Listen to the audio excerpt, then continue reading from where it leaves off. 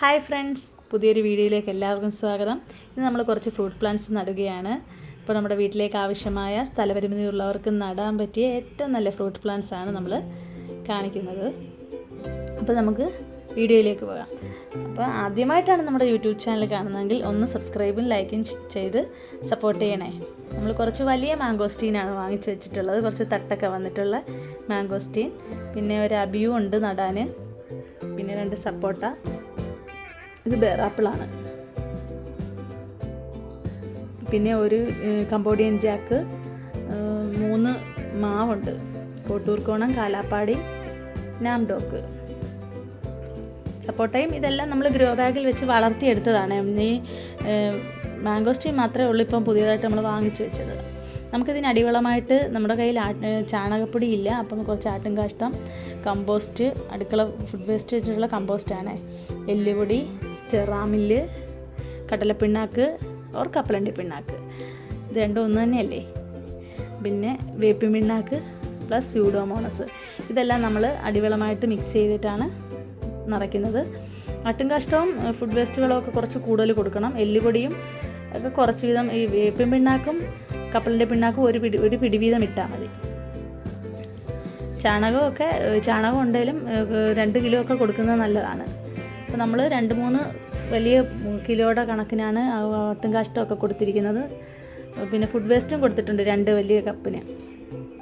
ബാക്കിയെല്ലാം നമുക്ക് കുറച്ച് 1/2 കിലോ ലെവലിൽ കൊടുത്താൽ മതി. പിണ്ണാക്കും കുറച്ച് കൊടുത്തിട്ടാൽ മതി. നമ്മൾ കുറച്ച് വളം ഇങ്ങനെ ഇട്ട് കുഴിയൊന്ന് മിക്സ് ചെയ്തിട്ട് നമ്മൾ ഗ്രോ ബാഗിൽ വളർത്തി എടുത്തിരിക്കുന്ന സപ്പോട്ടയും മറ്റ് ഫലവൃക്ഷങ്ങളാണ് നടുന്നത്. അപ്പോൾ അതിന് അത്രയ്ക്ക് വളർച്ചയായതാണ്. നമ്മൾ കുഴി നികത്തുമൊന്നും വേണ്ട, നികത്തിയാൽ നമുക്ക് വീണ്ടും ഇത് ഇറക്കി വെക്കാൻ പ്രശ്നമാവും. അപ്പോൾ നമ്മൾ ഈ ചെറിയതായിട്ട് കുഴിയിലേക്ക് നമ്മൾ ഇത്രയും വളർന്നതിനെ എടുത്ത് വെച്ചിട്ട് നമ്മൾ മേൽമണ്ണും കുറച്ച് ഈ സെയിം വളങ്ങളിട്ട് മിക്സ് ചെയ്ത് വെക്കും. എന്നിട്ട് ചുറ്റുപാടും അങ്ങിട്ട് കൊടുക്കാനേ പറ്റത്തുള്ളൂ. ചെറിയ കവറൊക്കെ ആണെങ്കിൽ താഴോട്ട് നേരെ അങ്ങ് ഇറക്കി വെക്കാം. ഇതിപ്പോൾ ഇത്രയും വളർന്നതായതുകൊണ്ട് നമുക്ക് ഇങ്ങനെ ചുറ്റുപാടും വളം ഇട്ട് കൊടുത്താൽ മതി, അടിവളം കുറച്ചിട്ടിട്ട്. നമ്മൾ തായ് ജംബോ സപ്പോട്ടയാണ് ഇപ്പോൾ നട്ടത്. ഇതുപോലെ നമുക്ക് ബാക്കിയെല്ലാം നട്ടിട്ട് വീഡിയോ കാണിച്ചു തരുന്നതായിരിക്കും. എല്ലാത്തിൻ്റെയും കൂടെ സൂഡോമോണസ് കൂടെ തൂക്കണം കേട്ടോ. ഈ ചെടികളുടെ എല്ലാം ഒരു 2 നുള്ള് സൂഡോമോണസ് കൂടെ ആ കുഴികളിൽ നമ്മൾ വിതറണം. ബാക്കിയുള്ള മണ്ണും വളവും എല്ലാം കൂടെ ആ കുഴിയിലോട്ട് നിറയ്ക്കുകയാണ്.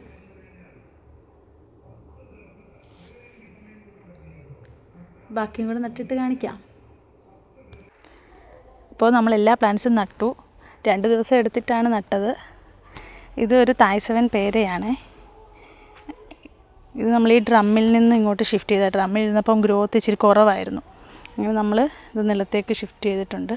അപ്പോൾ കുറച്ച് വളർച്ചയൊക്കെ ആയി തുടങ്ങി കേട്ടോ. അപ്പം നമുക്ക് ബാക്കി നട്ടതെല്ലാം കാണാം. ഇത് ഹോം ഗ്രോണിൻ്റെ N18 റംബുട്ടാനാണ് കേട്ടോ.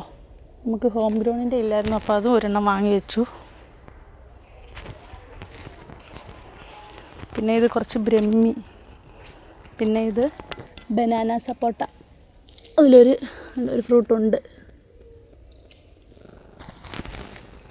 ഇത് മിറാക്കിൾ ഫ്രൂട്ട്. പിന്നെ തായ് ജംബോ സപ്പോട്ടയാണിത്.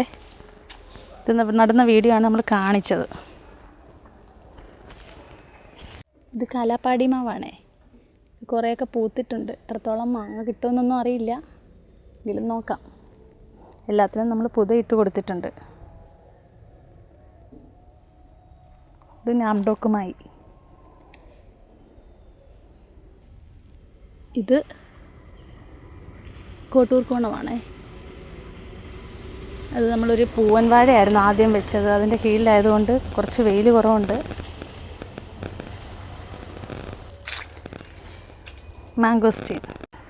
ഇതിന് രാവിലത്തെ വെയിൽ കുറച്ച് അധികമായിട്ട് അടിക്കുന്നുണ്ട്, നെറ്റ് കെട്ടി കൊടുക്കണം. ഇത് ബേറാപ്പിൾ. ഇവിടെ കൊണ്ടുവച്ചതിന് ശേഷം നല്ല ബുഷിയായിട്ട് വളർന്നിട്ടുണ്ട്.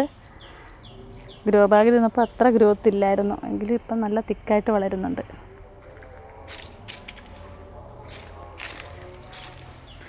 അടുത്തത് അബിയു. ജയൻ്റ് അബിയു ആണ്. എന്തോ ഫംഗൽ ഇൻഫെക്ഷൻ ഉണ്ട്, കൃത്യമായിട്ട് എനിക്ക് അറിയുന്നില്ല. അറിയുന്നവരൊന്ന് കമൻറ്റ് ചെയ്യണേ. പിന്നെ അടുത്ത് നമുക്കൊരു കംബോഡിയൻ പ്ലാവിനെ പരിചയപ്പെടാം. ഇതാണ് കംബോഡിയൻ ജാക്ക്. അപ്പോൾ നമ്മൾ നട്ടപ്പോൾ ചെറുതായിട്ട് ആ ഗ്രോ ബാഗിൽ കുറേ നാൾ കൊണ്ട് ഇരിക്കുമായിരുന്നു. അങ്ങനെ നട്ടപ്പോൾ ചെറുതായിട്ടൊന്ന് പൊക്കിയപ്പോൾ ചെറിയ കുറച്ച് വേര് മാത്രമേ പൊട്ടി വന്നിട്ടുണ്ടായിരുന്നുള്ളൂ. അങ്ങനെ നട്ടപ്പോൾ ഇന്നിപ്പോൾ ആ വെള്ളം ഒഴിച്ചപ്പോൾ ഇലയെല്ലാം പൊഴി വീണ് ഇതിലും ചെറിയ തുമ്പത്ത് തളിരുണ്ട്. ഇതിന് മുമ്പ് എനിക്ക് ഒരു ഡാങ്സൂരിയ റെഡ് കഴിഞ്ഞ മാസം പറ്റിയ അബദ്ധമാണ്. ഇതുപോലെ ഒന്ന് വെയിലത്തിരിക്കട്ടെന്നും പറഞ്ഞ് ഞാൻ ഗ്രോ ബാഗിൽ നിന്ന് പൊക്കി മാറ്റി വെച്ചു. പിറ്റേന്നായപ്പോഴത്തേനും അത് വാടി നട്ടിണക്കെയും ഇങ്ങനെ തുമ്പൊക്കെ ഇങ്ങനെയൊക്കെ ഉണ്ടായിരുന്നു. പക്ഷേ അത് മൊത്തത്തിൽ കരിഞ്ഞു പോവുകയാണ് ചെയ്തത്. ഒരു ഡാങ്സൂരിയ റെഡ് പ്ലാവാണിത്.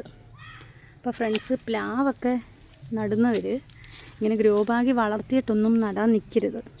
നമ്മൾ ഡയറക്റ്റ് വാങ്ങിച്ചുകൊണ്ട് വന്ന് വളമൊക്കെ ഇട്ടുള്ള കുഴിയിലോട്ടങ്ങ് ചെറിയ കവറുകളിലുള്ളത് കീറി അങ്ങ് വെക്കുകയോ ചെയ്യാവൂ.